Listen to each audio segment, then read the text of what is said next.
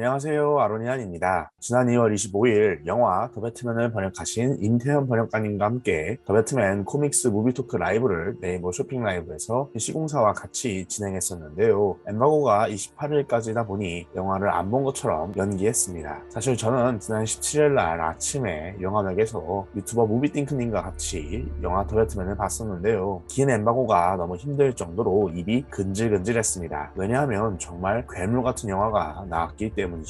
사실 기존의 배트맨 영화들은 다 감독의 스타일로 재구성된 배트맨 영화라고 볼 수 있겠습니다. 분명히 원작의 배트맨의 존재하는 매력과 특징을 이용했지만 감독의 취향에 맞게 특정 부분이 선택되고 더 강화되는 경향이 있는 것이죠. 팀 버튼은 잔혹동화 같은 스타일로, 놀란은 영화 히트나 인셉션의 스타일로, 잭 스나이더는 마초스러운 스타일로 만들었죠. 그런데 이번 멜 리브스 감독은 자신의 스타일을 드러내기는 드러내되 원작에 충실히 원작을 더 멋지게 반영하는 걸로 중심을 잡았습니다. 캐릭터나 사건을 설정할 때도 원작에 충실했고 영화의 톤 앤 매너도 배트맨의 명작을 읽는 것처럼 설정했습니다. 그래서 저는 이 영화가 마치 잘 만든 배트맨 코믹스를 읽는 것 같은 느낌을 받았습니다. 그렇다고 원작 팬들만 재밌게 볼 수 있는 영화는 아니고요. 감독은 차이나타운, 모두가 대통령의 사람들, 프렌치 커넥션, 데브2, 택시 드라이버 등의 영향을 받았다고 하는데 정말 그런 영화를 보는 느낌이 듭니다. 묵직하고 스타일이 확고하며 누아르적이고 갱스터 무비 같은 느낌이 확실히 있죠. 일반 관객들도 배트맨 영화인 걸 전혀 의식하지 않고 볼 수 있는 멋진 누아르입니다. 저한테는 또 다른 최고의 슈퍼히어로 영화의 탄생이라고 볼 수 있겠고요. 더 배트맨은 그 당시에 대해 깊고 진중하게 탐구합니다. 세계관의 후속작들의 눈치를 전혀 보지 않고 오로지 2년차 배트맨에만 집중하는 모습에서 저는 굉장히 기분이 좋았는데요. 자신이 할 몫을 다하는 멋진 영화라는 점에서 히어로 영화판에 새로운 성장 동력이 나온 게 아닌가 하는 생각도 들었습니다. 조커와 로건같이 진중하고 묵직하게 본연에 충실하면서도 강렬한 명작을 만나서 너무나 행복했습니다. 더 배트맨은 그 유명한 배트맨의 기원을 되풀이하면서 소중한 3시간을 낭비하지 않습니다. 오히려 그의 기원을 거슬러 올라가면서 우리가 아는 기원도 영화의 수수께끼로 만들어버립니다. 기원을 효과적으로 이용하고 또 설명하면서 고담시가 어떤 곳인지 캐릭터성을 부여합니다. 원작 팬들이 생각하고 좋아하는 바로 그 고담시가 덕분에 영화에 나오게 되죠. 영화 속 브루스의 기원은 다음과 같이 설명됩니다. 의사인 토마스 웨인이 마사 아캄과 결혼해서 브루스 웨인을 낳습니다. 토마스 웨인은 위급한 부상을 입었으나 병원에 갈 수 없었던 카마인 팔코네를 구해준 적이 있습니다. 토마스 웨인은 자신의 재산을 고담시 재개발에 투자하면서 시장에 출마합니다. 그러자 어느 악질 기자가 토마스 웨인과 그 아내를 취재했는데 하필 마사 아캄의 집안에는 부모님이 비극적으로 돌아가신 흑역사가 있었습니다. 그 기자는 이걸 이용해서 웨인 부부에게 협박합니다. 토마스는 가족을 지키고자 지푸라기 잡는 심정으로 카마인 팔코네에게 기자를 좀 막아달라고 부탁합니다. 카마인 팔코네는 영화 대부의 마피아들이 그랬던 것처럼 토마스의 약점을 잡고자 기자를 아예 죽여버립니다. 죄책감에 시달린 토마스는 이 모든 걸 언론에 퍼뜨리겠다고 말하는데요. 얼마 지나지 않아서 브루스는 고아가 됩니다. 알프레드는 카마인이 웨인 부부를 죽였을 수도 있지만 그렇지 않을 수도 있다고 말을 합니다. 아캄 가문은 아캄 수용소를 만든 그 아캄이 맞습니다. 작품에 따라 다르지만 그 당시에 유력 가문들이 있는데 그 중에 아캄 가문이 있다는 설정이 있습니다. 특히 어스원 시리즈의 경우 아캄 가문이 고담 도시를 설계하고 건축하고 그 돈을 웨인 가문이 투자한 것으로 설정했습니다. 원래 정사의 마사 웨인의 성은 마사 케인으로 케인 가문은 웨인 가문과 같이 고담시를 양분한 가문이었습니다. 어스원 시리즈에선 마사 아캄의 어머니가 아버지를 죽이고 아캄 저택에서 뛰어내려서 자살했다는 설정이 있습니다. 그래서 마사 아캄도 트라우마가 있는 것으로 묘사가 되는데요. 특히 토마스 웨인이 시장에 출마한 것 역시 어스원 시리즈에서 등장합니다. 다만 여기서는 카마인 팔코네가 나오지 않고 대신에 라이벌 시장 후보로 펭귄이 등장합니다. 펭귄은 그리고 또 부모님의 죽음과 연관이 있는데요. 시장 후보인 펭귄은 부패한 경찰을 고용해서 극장에 정전을 일으키고 토마스 웨인을 죽이려고 했습니다. 하지만 브루스가 그럼 다른 극장에서 영화를 보자 라고 말하면서 뒷골목으로 튀어나오는데 하필 거기서 우연찮게 조치를 만나면서 조칠에게 시비를 건 것으로 나옵니다. 그렇게 펭귄은 시장이 되고 고담시는 그의 합법적인 범죄 제국이 됩니다. 영화는 어스원 시리즈들의 이런 설정들을 대폭 차용했습니다. 사실 어스원 시리즈에서 알프레드는 노익장 그 자체로 나오는데 영국 왕립 해병대에서 근무했고 서울의 보안 회사에서 근무했으며 브루스를 훈련시켰다는 설정입니다. 영화도 알프레드가 화려한 기록을 가지고 가진 것으로 설명하죠. 어스원 시리즈에는 배트케이브가 따로 없고 웨인 저택이 화려하지 않으며 그 자체로 아지트 역할을 하는 걸로 묘사가 되는데, 이번 영화에서 배트케이브가 웨인 빌딩 지하에 있는 것처럼 묘사되는 것도 비슷한 연결점이라고 볼 수 있겠습니다. 의사 토마스 웨인이 범죄자 카마인 팔코네를 위급한 상황에서 구해주었다는 것은 롱알로윈에 나오는 설정입니다. 사실 토마스 웨인은 1956년 작품부터 의사로 등장하며 그 고전에서도 범죄자 루이스 목손을 구해주는 걸로 등장을 합니다. 다만 이 고전에서 토마스가 루이스 목손을 구해주고 경찰에 넘겼으며, 루이스는 이 때문에 복수를 하고자 자신의 조직에 부하 조치를 보내서 브루스를 고아로 만들었다고 설명을 하죠. 일부러 2년차 배트맨으로 설정해서 굳이 그의 기원을 이야기하지 않으면서도 그 덕분에 그의 기원을 미스터리와 감정선의 핵심으로 삼고 오히려 브루스가 몰랐던 부모님의 이면 그리고 고담의 이면을 보여준다는 점이 정말 감탄이 나오는 현란한 스텝이었습니다. 그러면서도 또 주인공 아버지 보정의 선을 지킨 것이 너무나 영리했죠. 자신이 배트맨이 되어야 하는 이유가 부모님의 복수를 고담에게 하기 위해서인데, 바로 그 부모님이 고담의 일부일 수도 있다는 거란 배트맨이 무너지고 흔들리는 묘사가 참 강렬했습니다. 멜 리브스 감독이 말한 감정이 휘몰아치는 격렬한 느와르가 무엇인지 딱 거기서 느낄 수 있었는데요. 게다가 멜 리브스 감독은 살해된 시장의 아들을 통해서 브루스 웨인의 유년기를 따로 보여주지 않으면서도 또 관객들에게 완벽하게 보여줍니다. 브루스 웨인이 시장의 아들을 바라볼 때마다 느껴지는 그 감정은 참 말로 표현하기가 어렵더라고요. 정말 영리한 작품이라고 하겠습니다. 재개발 비용을 시장과 카마인 팔코네, 살 마로니가 차지한 것으로 영화는 설정합니다. 그러다 카마인은 더 많은 돈을 먹고 싶었고 다른 누구도 아닌 바로 자기 자신이 경찰의 밀고자가 되어서 살 마로니를 처리합니다. 다른 부하도 아니고 카마인이 직접 경찰의 밀고자가 됐다는 것도 갱스터 무비를 좋아하는 저로서는 참 재밌는 설정이었습니다. 또한 한편으로는 펭귄도 등장하고 배트맨도 등장하는 상황에서 팔코네 역시 하늘을 나는 팔콘이라는 걸 이용한다는 점이 굉장히 재밌는 힌트였고 수수께끼였습니다. 원작 팬들을 흥미롭게 만드는 요소는 이뿐만이 아닙니다. 원작 롱 할로윈에서 카마인 팔코네와 살바토레 마로니의 라이벌 구도가 확실히 드러나며 카마인의 아들 알베르토가 살 마로니와 그의 패밀리를 죽이는데, 영화에서는 이를 반영하면서도 재해석을 해서 카마인 팔코네가 직접 살 마로니를 처리한 것으로 설명을 합니다. 또한 롱 할로윈에서는 카마인 팔코네가 리들러를 부하로 삼다가 버리고 투페이스가 카마인 팔코네를 죽이는데,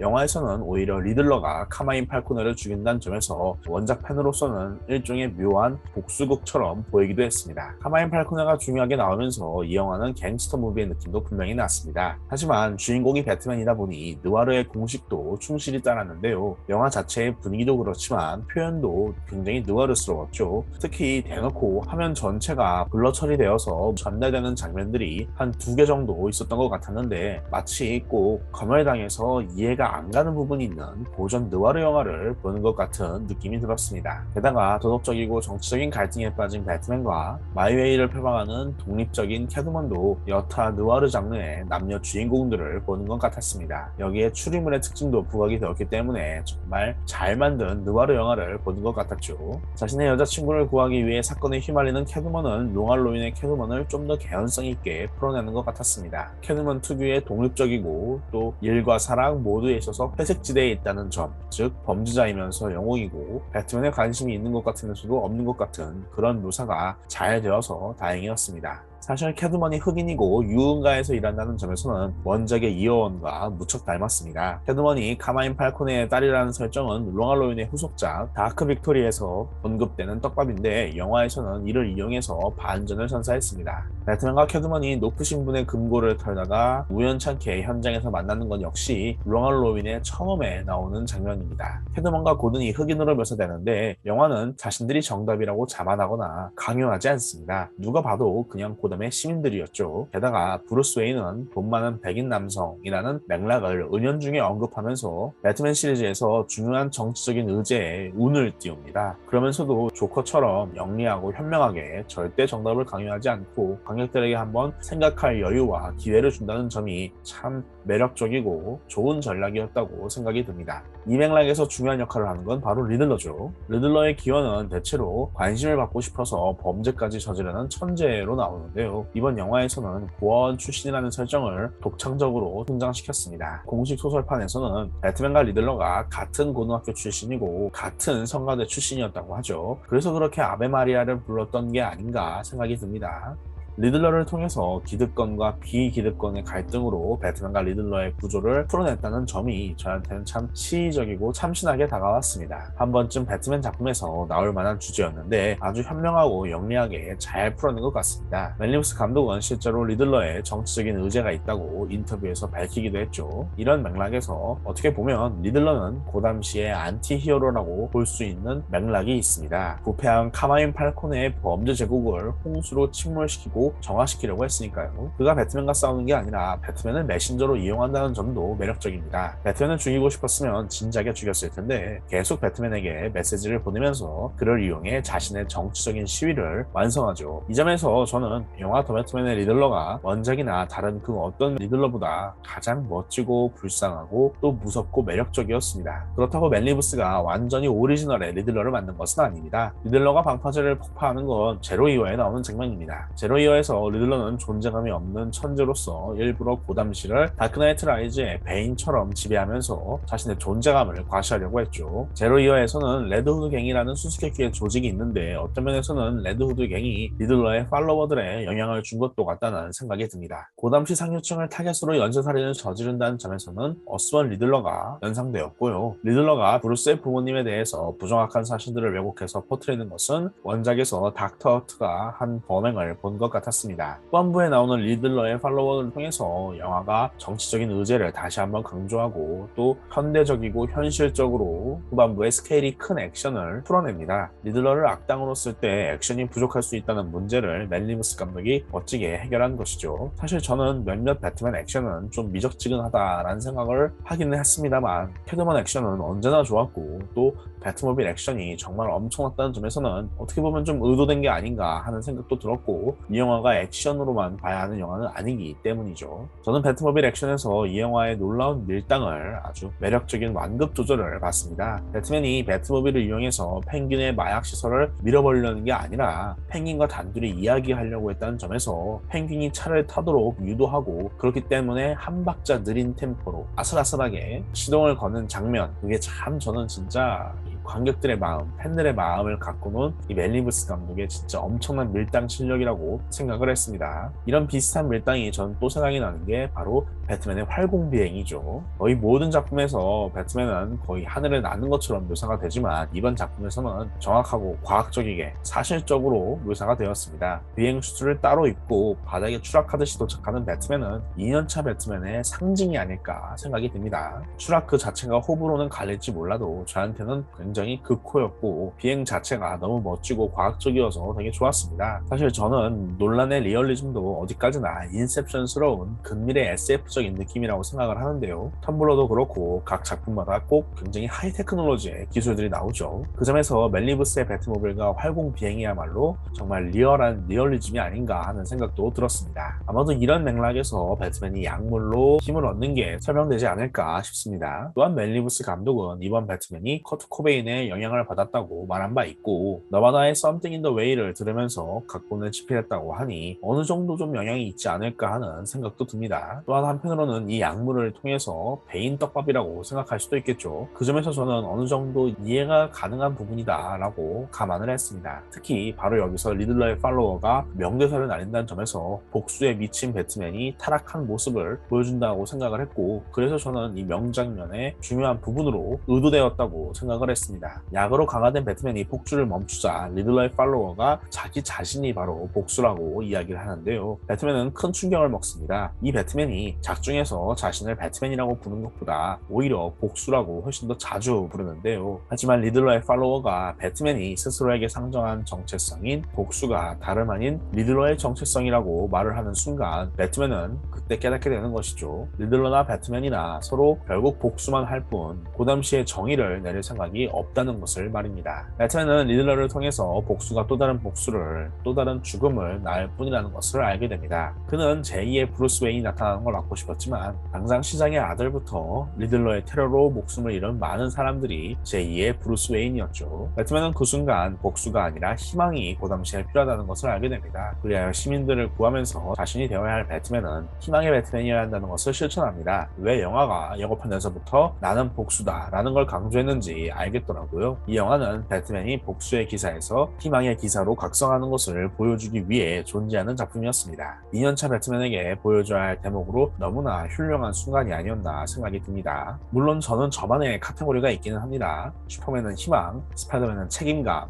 원더우먼은 사랑 혹은 진실, 캡틴 아메리카는 자유, 그리고 토르는 고결함, 그리고 배트맨이 바로 정의라고 전 생각을 하는데요. 특히 복수와 정의가 서로 대칭이 되고 작용단원이 사적 복수를 하는 것처럼 보이지만 결국 그 끝에는 정의의 심판이 이뤄진다는 점에서 브루스 웨인이 햄릿이 되지 않고 배트맨이 되는 것이라고 생각을 했습니다. 이 점에서 저는 저 중요한 명장면에서 희망이 나온 게 조금 아쉽지만 이건 개인적인 아쉬움이고 그 장면 자체로만 봤을 때는 정말 아무 문제 없는 너무나 잘 만든 명장면이라고 생각을 합니다. 배트맨이 범죄자들에게 두려움을 주기 때문에 시민들이 희망을 갖고 내일을 준비할 수 있는 것도 사실이고요. 특히 어스원 시리즈에서 배트맨은 자신을 희망의 상징이라고 믿고 제로이어에서 알프레드가 배트맨에게 희망의 상징이 되어야 한다라고 충고한다는 점에서는 원작의 반영이기도 합니다. 할로윈에서 시작해서 일주일 동안에 일어난 일들이라는 점에서도 롱할로윈스러운 맥락이 있는데요. 이 점에서 저는 더 배트맨이 가장 원작에 충실한 배트맨 영화라고 말씀드릴 수 있겠습니다. 영화 더 배트맨의 후속편이 기대가 되는데 후속편에 어떤 이야기들이 다뤄질지 어떤 악당이 나올지는 다음 영상에서 이야기해볼 예정이니까 기대해 주시기 바랍니다.